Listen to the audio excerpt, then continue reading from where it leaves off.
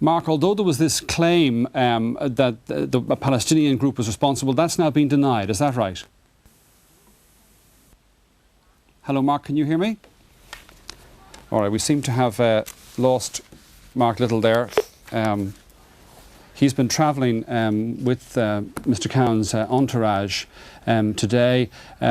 Obviously and inevitably the first finger of suspicion points at the Middle East. Middle East terrorists have previously targeted the World Trade Center, so quite clearly that will be where the United States will look first of all to find the culprits for this and pursue them as President Bush has promised he will pursue them. We're joined now on the line by our Washington correspondent Carol Coleman. Carol, can you hear me? Yes, I can, Brian. Carol, people presumably all across the United States are watching their television sets, watching these pictures as we are, and are utterly in shock, in disbelief that this could have happened. Well, Brian, things are happening faster here than you could possibly imagine. After the explosion in New York was reported. And we're still getting worried about reports of a plane attack, a crash, plane coming down outside Pittsburgh. And we had the scene of those workers there trying to carry out their rescue work. And then the buildings collapsed around. They were obviously working around the plaza. Here, this is the scene. When the World Trade Center collapsed. That would be a recording, I think, because so far as we now know, both the buildings, both these huge towers, home to 50,000 people, a workplace for 50,000 people, both these buildings now gone, so far as we can see. It was a Boeing 767 that was a second aircraft. That's a large passenger aircraft. We're told there was something of the order of 158 passengers and crew on board. It had been hijacked earlier. It had been in the course of a flight from Boston, which of course in flying time isn't terribly far from New York, to Los Angeles when it was hijacked. Although the US has been the target of extremist rhetoric across the globe, compared to many European countries, American soil has been spared, with notable exceptions, the worst excesses of terrorism. The greatest single terrorist act was on the Alfred P. Murrah Federal Building in Oklahoma City in April 1995, in which 168 people were killed. The bombing was carried out by Timothy McVeigh, confounding initial reactions that the atrocity might have been carried out by Arab extremists.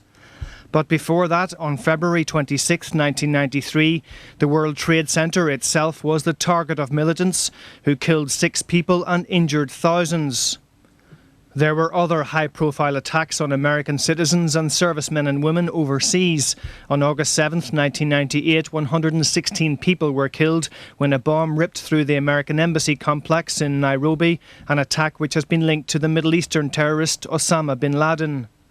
Last year, the USS Cole was attacked by terrorists, leaving 4 dead and 31 injured. And in December 1988, 270 people were killed when Pan Am Flight 103, en route to New York, crashed into the town of Lockerbie in Scotland. The attacks gradually awakened American society to the dangers of terrorism, a danger which was at odds with the very open nature of American life. Following the Oklahoma bombing, the Clinton administration added 1,000 agents and prosecutors to fight terrorism. Congress provided $1 billion towards the fight, and every major federal agency and most law enforcement agencies were given a domestic terrorism task force.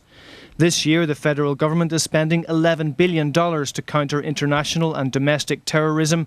But as today's apocalyptic events show, no aspect of life can be comprehensively spared. Tony Connolly, RTE News. Well, that was a scene high above the Manhattan skyline. This is what it looked like on the ground, on the streets below the World Trade Center a little earlier this afternoon. And these are the pictures which we received during the course of the afternoon. That is the moment at which the tower collapsed. And these are clearly frightened and concerned and anxious New Yorkers making their way out of the area, out of Lower Manhattan.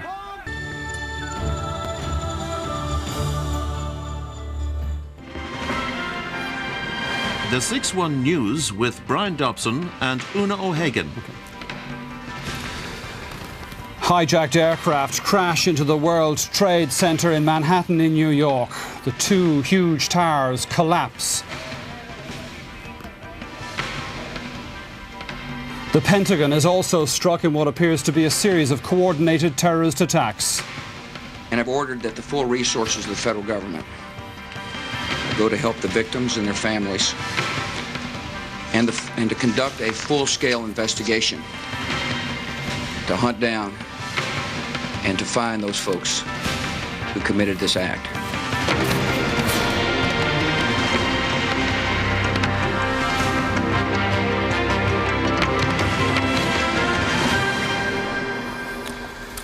Good evening and welcome to 6-1. Emergency services in the United States are struggling to cope with the scale of the massive disaster which saw terrorist attacks on at least 3 major targets. The 2 towers of the World Trade Center have collapsed after planes crashed into both. Up to 70,000 people usually work in the 2 towers and the surrounding area. The Pentagon has also been evacuated after being struck by an American Airlines jet. At least 1 further passenger jet has crashed in Pittsburgh and a number of others are still unaccounted for. The exact chronology of the events are as follows. At about 10 to 9 New York time this morning, that's 10 to 2 Irish time, the first aircraft, a United Airlines jet, crashed into one of the 2 towers of the World Trade Center. It sparked an explosion and sent huge palls of smoke into the sky. 18 minutes later, a smaller aircraft was then caught on camera flying directly into the second building, sparking an explosion and devastating the upper floors. An hour after the first attack on the World Trade Center, an American Airlines aircraft crashed into the Pentagon in Washington. A car bomb went off outside the building. The White House and the Capitol buildings were also evacuated.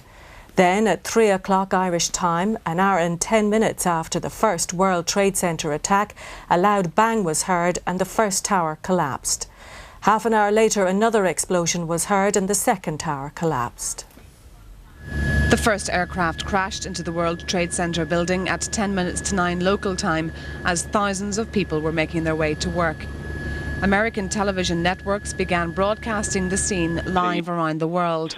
And 18 minutes later, the world watched as another airliner crashed into the second of the towers. One of the planes involved in the crashes was a Boeing 767, which was reported to be hijacked en route from Los Angeles to Boston. There may have been as many as 158 people on board. The 1,400-foot-high buildings blazed for over an hour, while down below there was complete chaos as New York's emergency services tried to evacuate the buildings. Eyewitnesses reported seeing bodies plunging from the towers.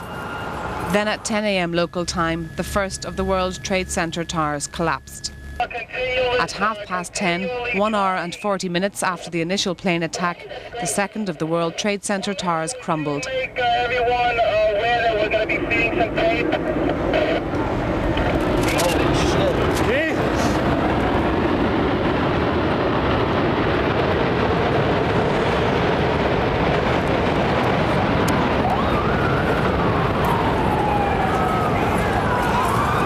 Manhattan was engulfed in smoke and debris. Firemen were choking and blinded, unable to help, and countless were left dead and injured. Annette O'Donnell, RTE News. Our US correspondent Carol Coleman is in Washington, from where she sent us this report. Less than an hour after the 2 planes hit the World Trade Center in New York, a third plane hit the Pentagon in Washington, the US Department of Defense. It appears to be the same situation as that in New York. A commercial plane flying deliberately towards and crashing into the Pentagon building. This led to a major fire and the complex of 34,000 people has been evacuated. The Pentagon remains shrouded in smoke. Nobody knows how many lives have been lost or how many people have been injured. The White House has been evacuated for the safety of the president and his staff. President Bush, who was in Florida when the incidents occurred, says he believes they were terrorist attacks.